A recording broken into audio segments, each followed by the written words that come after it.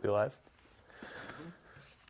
What's up, guys? I am Jeff Perkins with GenRight Off-Road. This is Tech Talk for Wednesday, May 27th. I got my good friend Andrew Harris here, fresh back from HDR. This is kind of a HDR recap show. Thanks for joining this episode of Tech Talk. We do this live because we like interacting with you guys.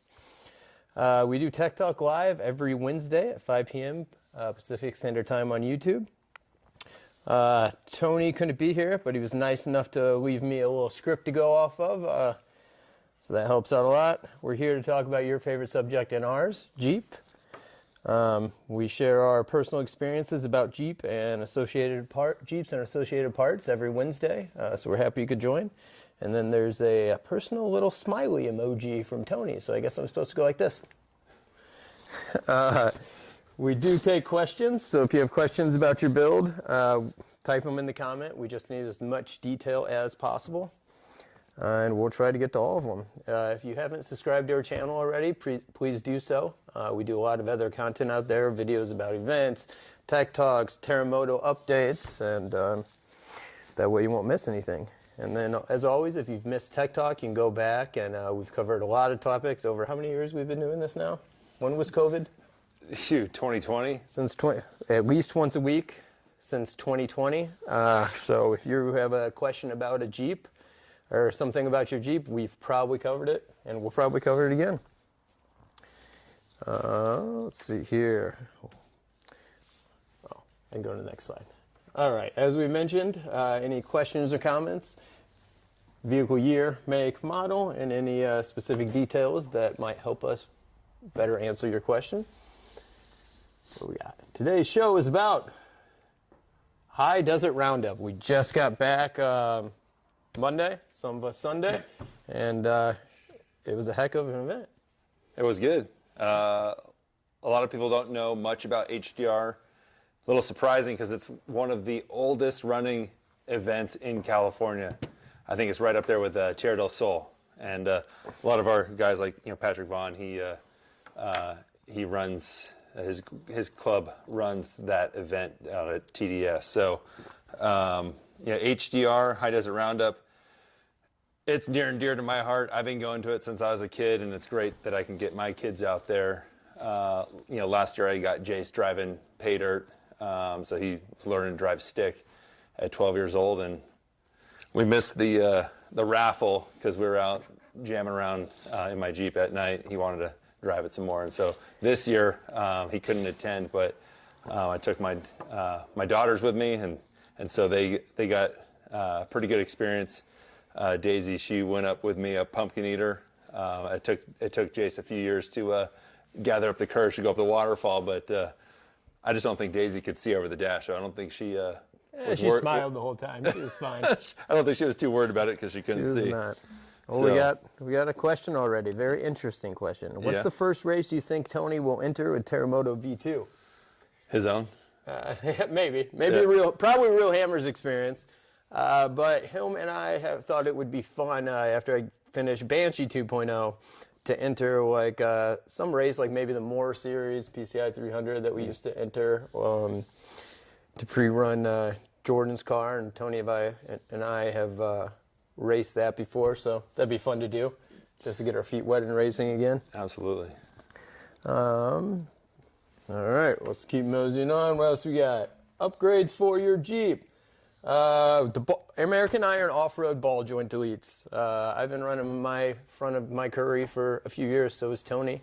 We've been very impressed by them. Kind of for reference, this is one that had been in there for years and years, and we only replaced it just because they came out with a new design they wanted us to run, but it didn't get loose in the axle at all and worked great, opposed to one that has been in a axle for like a ball joint that's been in the axle for just about a year, that pretty clapped out. So we're very impressed with the American Iron off-road ball joint deletes.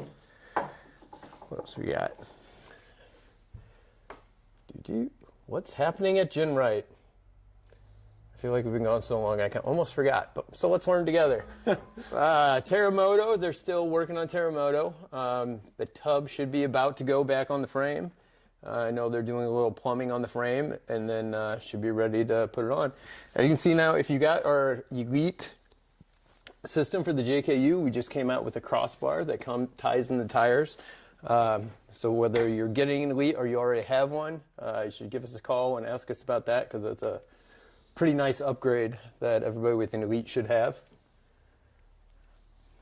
There is the cage. It looks like a race chassis, basically, the cage. I don't know if you guys saw the video of Tony making sure he could still drive Terremoto, of making engine noises in there. But we had a pretty good time making that video. And there's Jordan's land monument inside GenRight. Looks like he's making almost no progress on it. I think he comes in and moves the lift from time to time to make sure it looks like he's doing something. Oh, perfect. Good job, Jordan. Yeah. Another product shout out, which we touched on last week, is the DEI heat shield. So this is the tunnel shield. So we put it on the firewall, helps deflect all the heat in the engine bay, so nothing comes through to the cockpit. Has a really strong adhesive back, so you just clean the surface real well.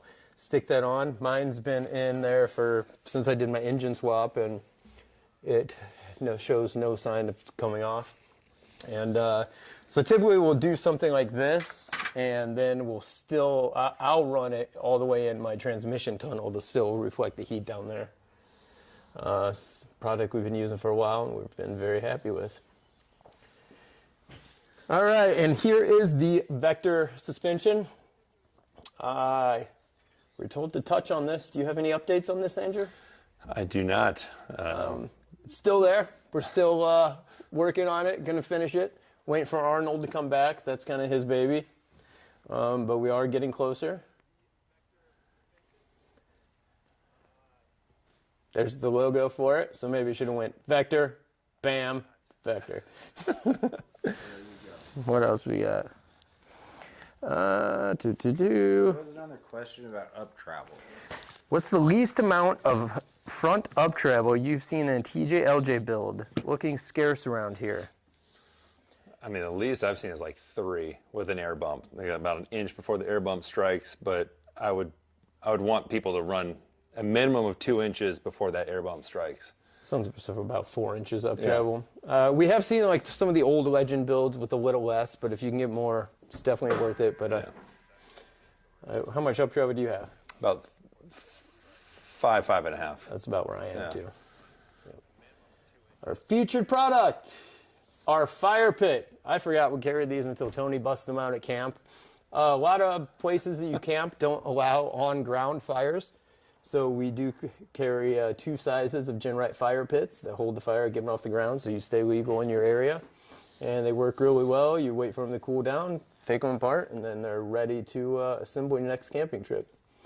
That's a good picture. You take that, Jay? I did. Good job, Dwayne. Thanks, dog. Here's more DEI exhaust wrap, just like this. Another good product. Every GenRight LS swap build here comes with DEI heat wrap all the way from the headers down through the exhaust tip, and it does a great job of keeping it cooler. Anything to add on that? No, I was to say we usually run 2 rolls of the 50-foot stuff for V8 applications. So, most applications we probably run 2 rolls of this stuff. Yeah. But if you do go to DEI's site and you tell them how long your exhaust is and the tube diameter, they'll be able to give you an estimate of how much you will need, because you do want to overlap quite a bit. Let's see here. New apparel. Oh, yes, zoom in, please. So I got a fire inside. I zoomed in. Rick Starr says something about a fire inside a Jeep grill just doesn't seem right. I like where your head's at on that. But in this case, it's perfectly all right, Rick. Did you see the one about the difference between Legend and Tracer? Yeah, that'd be a good one for us to talk about. Why don't you start? What's the difference between the Legend and the Tracer build? So it just had. I know you're a huge Tracer guy. A huge Tracer guy. I actually just got off the phone before I came over here with a guy, about a 50-minute conversation. Discussing what to do with his LJ, and obviously I got an LJ. It's got the Tracer suspension system. I really try to push people towards the tracer suspension system because of how far that engineering actually went with it. It was designed for every single bracket to go in very, very specific spots. Every measurement is given to you. Every angle is given to you. The axles that we have custom built from Curry are specific to that suspension system. Yeah, I mean the barrier to entry as far as costs with the tracer system, it is more, but the amount of like headspace you have to have, knowledge, everything's spelled out for you with the tracer system. The Legend system is more of a builder's kit, as we always say. That gives you a lot of leeway as far as what axles you want to run, what wheelbase you want to run, how much up travel you want to have, et cetera, et cetera. I always tell people when I look at like older Legend builds that we've done, whether it was bow tie before it was turned into an LJ. My dad's got a fully built TJ with a Legend kit. The tracer system sits at least 2 inches lower and has at least 2 more inches of up travel at that same ride height.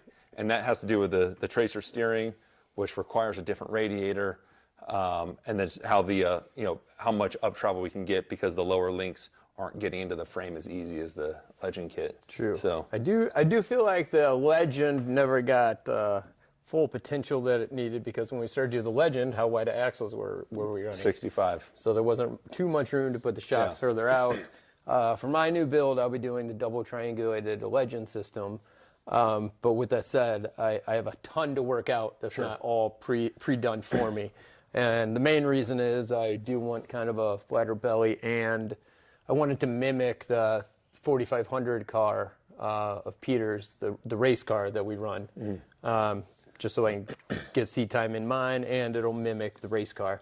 Yeah, the Legend kit, it can be built without limitations that I kind of talked about by utilizing some of the tracer stuff. Like if you were to keep a steering box, like I would say absolutely run the tracer pitman arm with the Legend kit so that you can get that front end to step up in there deeper. And even on my build, I'm going to be using a few of the tracer parts, like axle side control arm mounts, most likely, and stuff like that. Is that because you want the shock off the side of the axle or off the side of the control arm bracket, or?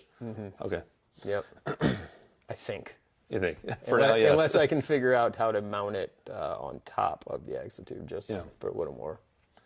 Yeah, I mean, the farther you get that back, it coming off the side of the control arm bracket, you are getting a little bit more motion ratio, so you're going to get a little bit more travel out of that front suspension, bringing that shock off the side of the control arm. Yep. I mean, we're splitting hairs, but you will. Is the Legend kit easier to build in stages? I would say yes. If you can't do everything at once, then I would definitely lean you towards the Legend suspension system. Back in the day, we used to have just the rear stretch available that people would do first. Like myself, I've been wheeling my TJ since 07, and that was the first thing I did. I stretched the rear wheelbase 6 inches just using kind of a hybrid Legend system. So if you're building in stages, the Legend suspension is definitely easier. Yeah, because that's how my Jeep started out. I was aiming everything for the Legend kit, so I was like, all right, I want to get that the belly pan that the Legend kit would use on there, and so that allowed me to buy some stuff along the way that I was ultimately wanting to use down the road. So doing the Legend system, again, it really opens the door for a lot of different options. By no means is the Legend system obsolete now that the tracer system is out. It's just a completely different animal. I mean, I know Richard Garrett really preferred the tucked up belly, a little bit. His Jeep was always a little bit taller, but I mean, he really. He wheeled his Jeep really, really well. Yeah. So, an advantage for me is I'm building more race oriented for Banshee 2.0. So I don't, with the double triangulator, I don't really plan on driving it on the street much. And that's where we deter a lot of people with the shorter wheelbase and double triangulated. That it's more meant for off road only. Yeah. We got more. Lines. What do you think about adding the brake line quick release fittings in case you damage a brake line, so you can just disconnect that line and seal it instead of carrying vice grips to shut it off? I think it's a great idea. I mean, typically we would run a front and rear shut off inside, but if you have that option just to quick release it, then that's a great option. Any idea what that costs? What are they? Are they considered not dry cheap. brake? No, They're not I figured cheap. they were. I know Willwood makes them now, and I might incorporate them into my new build. I haven't really decided yet, but I do like where their head's at on that. Yeah, but honestly, when I lost a brake line in Sand Hollow years ago, and I was so fortunate to have one of our ball valves in the cab. All of a sudden, I'm looking at, I think it was like Horseshoe Falls or something. I forget what it was, but all of a sudden my brake pedal goes to the floor, and everyone's waiting on me, and I tell Tony, hey, I lost my brakes, and his response was, okay, don't stop. And so I was like, okay. Fortunately, I was able to shut the ball valve, and it was for the rear brakes, and fortunately, where I couldn't see which brake line it was, but the second I did that, I put my foot on the brake, and boom, I restored pressure. Yeah. And so, okay, now I at least have front brakes, and I ran the whole week with just front brakes. That's something I definitely recommend, a front and rear ball valve. I don't know if there's one KOH Peter and I have ran that we haven't lost something in the brakes and had to either turn off the front or rear. Like this year at KOH, I think half of lap 2 we didn't have brakes, but we were still able to manage because we were able to shut off, I think, the rear. Yeah. So, all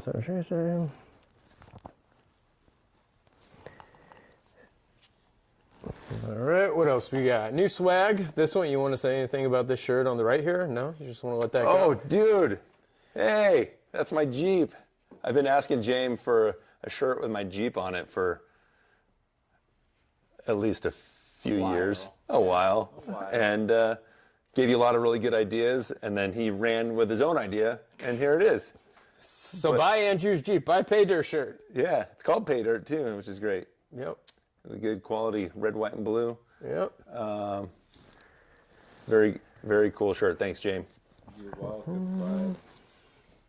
What else we got? Now we're in the High Desert Roundup. I think this is lined up. So this year was some really cool. They had Jeep games. So we do like the wet lap every year, where we pour water. We set up a course. We give the passenger a bowl of water, and then take their time and measure how much water they have when they come back. But this year they had a game back at camp of the most prepared Jeep or person. And they had games, so some of them running back and forth like crazy. Were you there for that? Yeah, so they, and they'll ask like super random stuff. Most of the stuff is obviously Jeep related. Every once in a while they'll throw something funny in there, just to see if someone actually has it. Yeah. But so I was watching, I think Dennis, he had each seat in his 4-door categorized by letter. So like, A through D was in one area. E through, J was in another area, et cetera, et cetera. And it was cool. So, the first person to grab that part and run across the line, which is where the camera's being shot from, and presents that part to the judge, you get the point. And so, to sidebar for a second, High Desert Roundup, it's one day of trail riding and it's one day of Jeep games. And then the raffle is on that same night. We do a lot of wheeling in between those and after each of the little events. But it's a very, very unique event. I have never seen another event that's still around that offers this type of fun with Jeeps. So we do the wet lap like what Jeff was saying. There's been a stick and can race where your co-driver has to pull color-coordinated cans off of stakes in the ground from the passenger seat. They go around pulling them all, and then he has to go back through that same course and put them all back. And you're trying to do that without stopping, because if you stop, you're going to lose. There's other games where you got to stab a potato out of a dead tire on the ground, and go through a course. They've had lots of different races or competitions over the years. And they kind of change over the years, but we're hoping to bring some more of them back next year.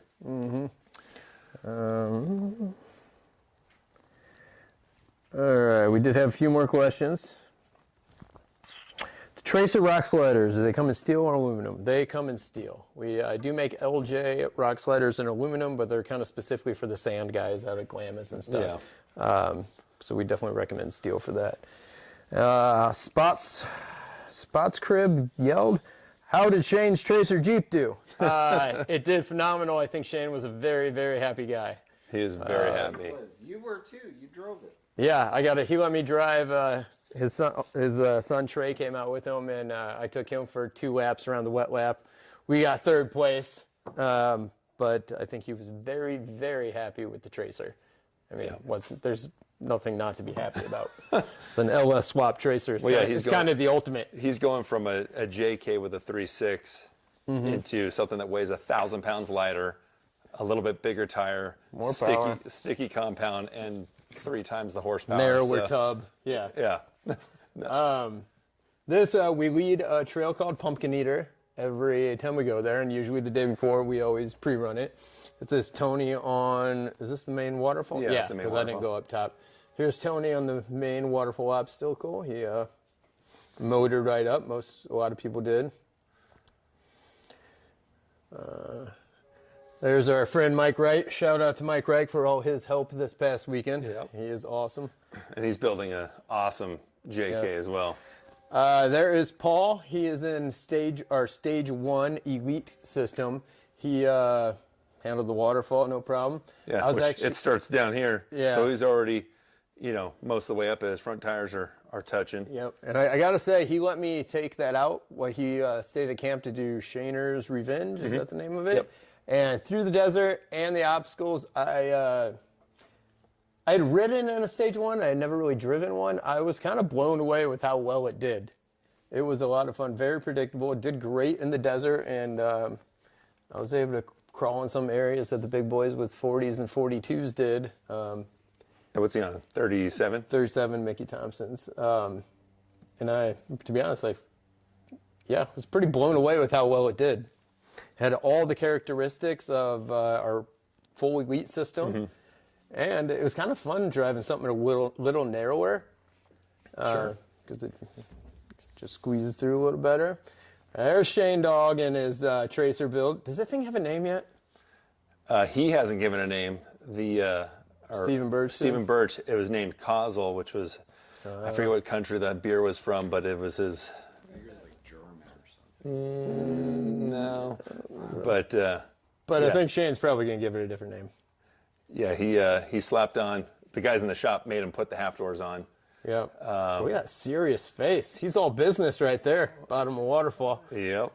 And then and the guys, I think Devin welded the tabs on to get the aluminum roof on there, and it really. Oh, Shane's chiming in right now. It's the best. GenRight Tracer is unreal. If anyone can do it, do it. That's so funny. All right, there's everybody. So after trail runs, we'll come grab lunch, maybe a drink at /X Cafe. It's usually a good time, and then we typically go back out for another trail run, or play bags, or do something to have fun. That's us playing shuffleboard. I think me and Mike won.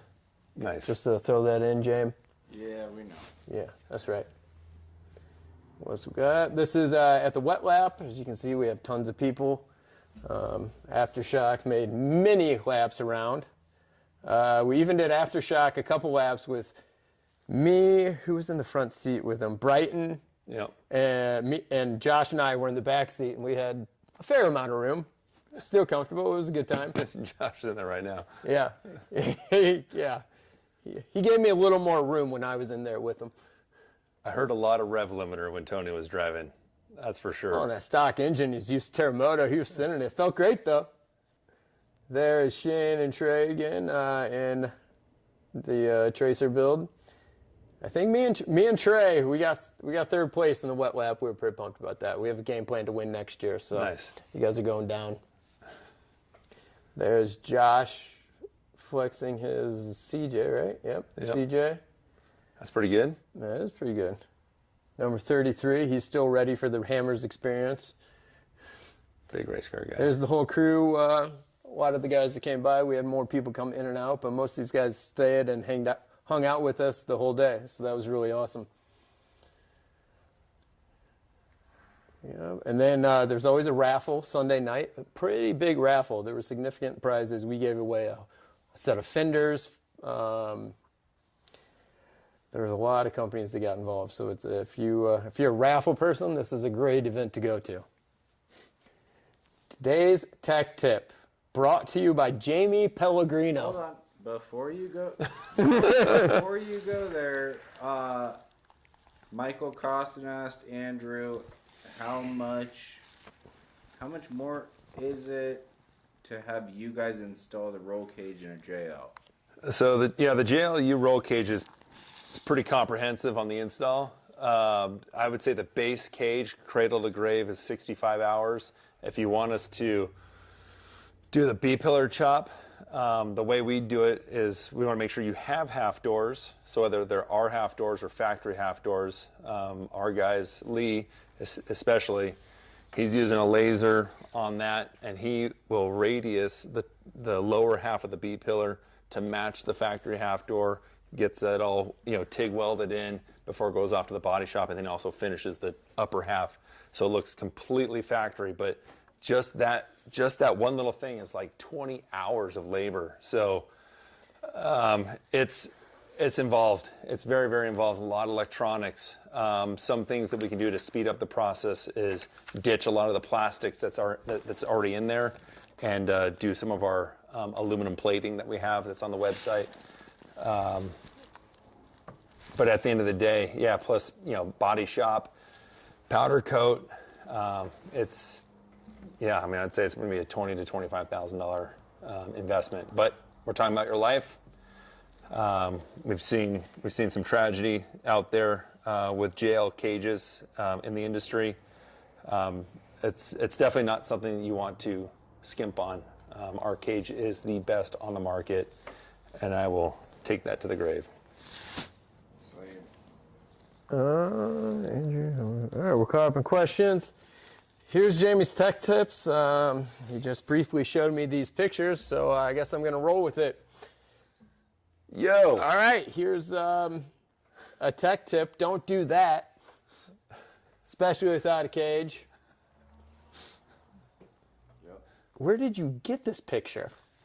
Google. Google from '99? I Googled Jeep fails or something. Is there more? I think there's one more. One more. Oh, okay. Yeah, that one. Just don't do that either. Words from Jamie Pellegrino, tech tip, don't do that either.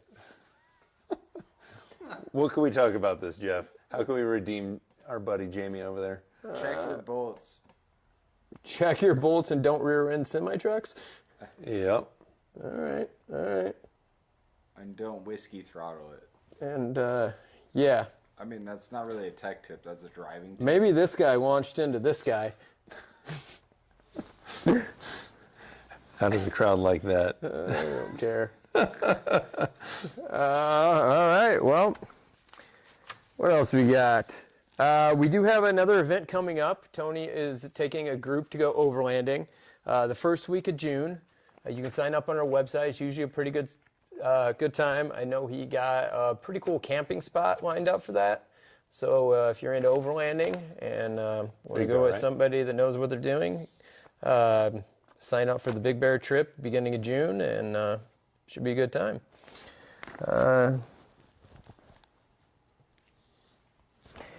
If I bring my JL on a strip deck, do you guys have a loading dock? We got a forklift. We got a couple forklifts that, yeah. But no loading dock. Mm-mm. We've picked up some strip Jeeps with a forklift before. We have. Ginger has a tech tip. Bring the right lug nut key with you at all times. That's a phenomenal tech tip. Thank you, Ginger. Yeah. I ran into that once. Craig Colbert saved my behind. I slashed a tire in Calico. I drove out there for the day. I was like, don't need my spare. Brand new tires. What could go wrong? I slashed his brand new tire, and it was on my dad's side, so I blame him. But yeah, I didn't have my little splined deal, so I got rid of the anti-tampering lug nuts that very next weekend, because guess what?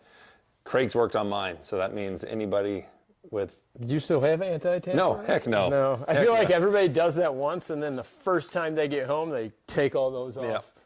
Yep. I got regular lug nuts, because anybody can go buy a key to take off your anti-tamper lug nuts. Well, it is a harder step, or less likely, but yeah, they're a pain in the butt on trail repairs. They are. Yep. Let's see, what else we got here? Lastly, if you're happy with the products, we'd really appreciate if you went to our website and left a review on the product page. If you weren't happy, we'd appreciate a call or an email, and maybe we can see what's going on and make sure you are a happy customer. Besides that, we really don't have any questions. It's only 5:30. That's fine. So yeah, I guess Open forum. Anybody open got forum, questions or about we can anything? just wrap this up early.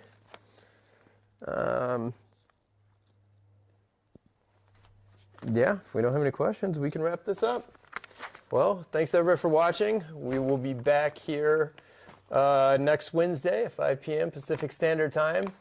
I just have a hunch there'll be some pretty good updates on Terremoto by then, and a bunch of other cool stuff. So thanks for watching, and enjoy your night.